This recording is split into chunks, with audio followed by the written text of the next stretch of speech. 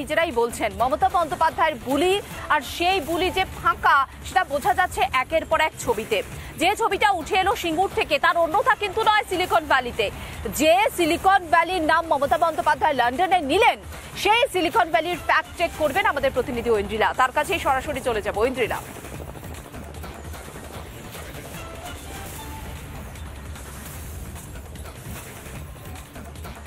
মিনাকি, মমতা বন্দ্যোপাধ্যায়ের স্বপ্নের silicon valley, সেই সিলিকন ভ্যালিতে আমরা সকাল থেকে এসে কোথাও আমরা শিল্পর এক লেশ মাত্র দেখতে পাইনি।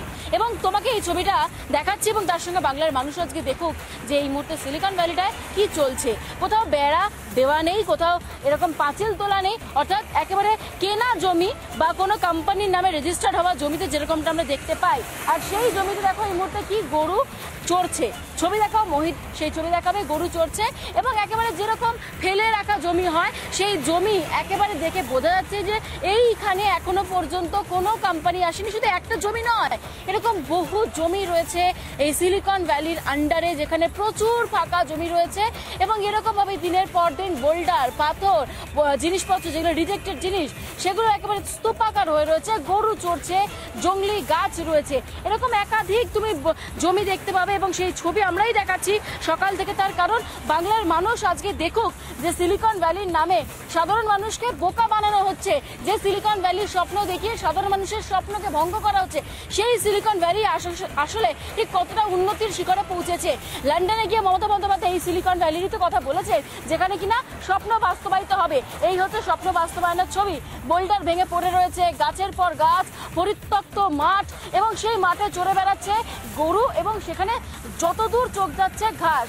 এখনো পর্যন্ত এখানে কোনো বিল্ডিং আমি সেভাবে দেখতে পাচ্ছি না। কয়েকটা বিল্ডিং, বলবো না যে একদম হয়নি, কয়েকটা বিল্ডিং কনস্ট্রাকশনের মধ্যে রয়েছে, আন্ডার কনস্ট্রাকশন। এই জায়গা থেকে যখন আমরা প্রশ্ন করি এখানকার মানুষের সঙ্গে কথা বলি যে এই যে আন্ডার কনস্ট্রাকশন রয়েছে বিল্ডিংগুলো, এখানে বড় বড় কোম্পানি হবে, তখন নতুন প্রজন্ম যারা নতুন চাকরি করছে তারা আমাদেরকে বলেছেন যে এই কোম্পানিতে আমাদের এই প্রজন্ম আদৌ। তুমি তো ছবি দেখাচ্ছ, আচ্ছা মানুষের মুখেই শোনা যাক। ঐন্দ্রিলা, ছবি তো তুমি দেখালে, মানুষ কি বলছেন? যিনি অটো চালক সিলিকন ভ্যালি ওই এরিয়াতে তিনি অটো চালান, তিনি কি বলছেন যে আজকে যদি শিল্প হতো তাহলে তাকে কি অটো চালাতে হতো? শুনুন তার মুখে।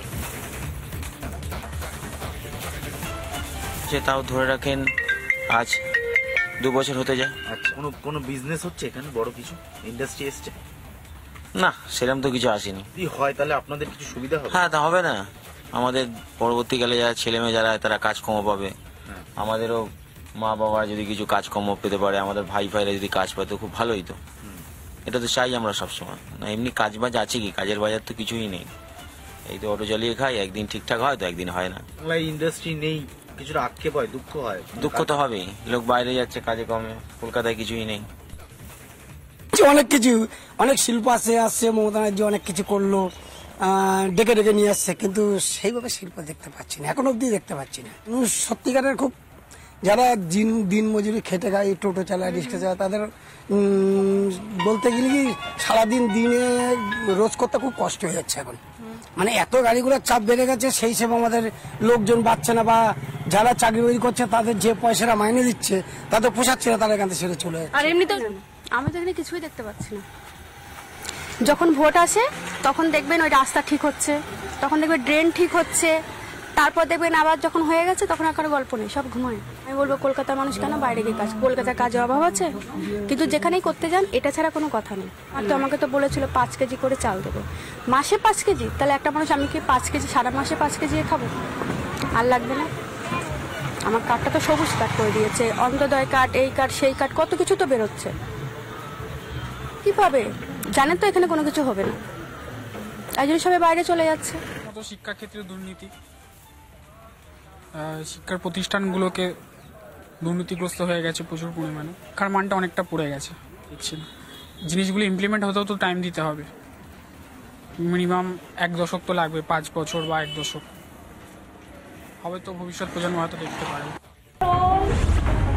কেলকে বক্তৃতা দিতে গিয়ে মমতা বন্দ্যোপাধ্যায় এবার বিক্ষোভের মুখে পড়লেন প্রবাসী বাঙালিদের। 997 একর জমি এবং যে জমির মধ্যে 400 একর জমি নিয়ে সবচেয়ে বেশি টানাপোড়েন হয়েছিল।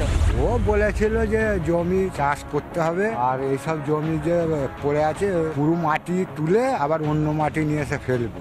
কিন্তু সেসব তো কিছুই হয়নি। কি করেন? আমি অটো চালিয়ে খাই। যদি কারখানা হতো তাহলে তো সুবিধা হতো। হ্যাঁ সুবিধা হতো, লোকের গাড়ি তো অন্তত চালাতে হতো না, কারখানায় কাজ করতাম। Investment proposal is already there. Yes. Up to last year it was 19 lakhs crore.